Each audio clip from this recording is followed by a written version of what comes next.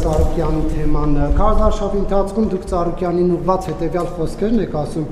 գլուխդ պատին կտած սաղին չոկացնելու բերելու ենք պատասխանատվության Ծառուկյան Գագիկ լեզուդ երկարելա ես քեզ ասում եմ եւ ձեր այս հայտարարությունից հրապարակային սպառնալիքից հետո մենք տեսնում ենք որ ԱԱԾ-ականները գնում են կանգնած ոչինչ չանող ժպտացող Գագիկ Ծառուկյանին թևերից բռնում են եւ գցում են հատակին սրանով դուք ինչ ուղերձ եք փոխանցում հանրությանը մյուս անձանց ինչ եք ուզում դուք սրանով ասել որովհետեւ մեր տեղեկություններով այդ տեսարանը եղել է այն ժամանակ երբ որ ԱԱԾ-ն մտել է Ծառուկյանի առանձնատուն իսկ ձերբակալումը եղել է դրանից 12 ժամ անց եթե դա ձերբակալման բուն process-ը չէր ապա այդ տեսարանը ինչ էր բերմադրվում սրա ուղերձը մեսեջը հանրությանը որն է պարոն վարչապետ եւ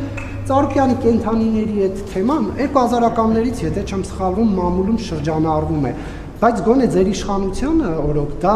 հայտնի էր 2020 թվականից երբ որ ԱԱԾ-ն ընտրակաշարքի գործով մտավ կադրեր հրապարակվեցին նաև այդ խրտվիլակներից կենթանաբանական այգուց ավելին 2024 թվականին մի բլոգեր միլիոնանոց լսարանով մտավ այդ ամեն ինչը նկարահանեց Քննչական կոմիտեն քրեական վարույթ հարուցեց, բայց հետո գործը տեղից չէր շարժվում, ինչքան հարցնում ենք, ասում էին զարգացումներ չկան։ Եվ հիմա այսպիսի կարծիքներ կան, քննադատություններ ձեզ ուղղված պարոն վարչապետ, որ գիտեիք, չէիք դա օգտագործում եւ պահում էիք որպես մահակ ընդդիմախոսների, ընդդիմադիրների նկատմամբ եւ քաղաքական նպատակահարմարության պայմանավորված դա օգտագործում եք։ Ինչպես կմեկնաբանեք այս ամենը։ Ուղղանում հետեւյալ կերպ, որ ինչպես ասել եմ 8 տարի մենք ստիպված ենք եղել պայքարել այդ թվում դատա իրավական մաֆիայի դեմ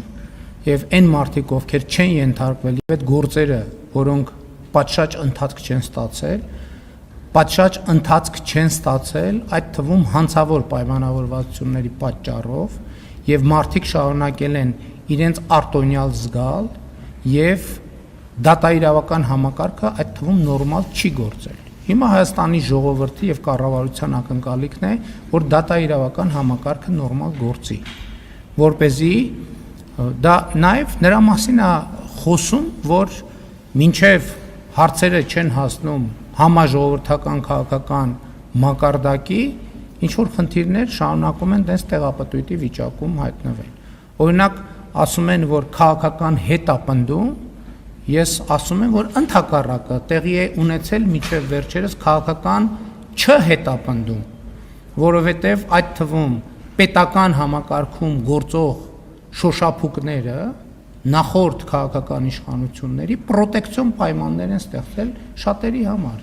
Եվ դրա վերջը պետքա տրվի, եւ դրա վերջը պետքա տրվի այդ թվում ժողովրդի տված մանդատով։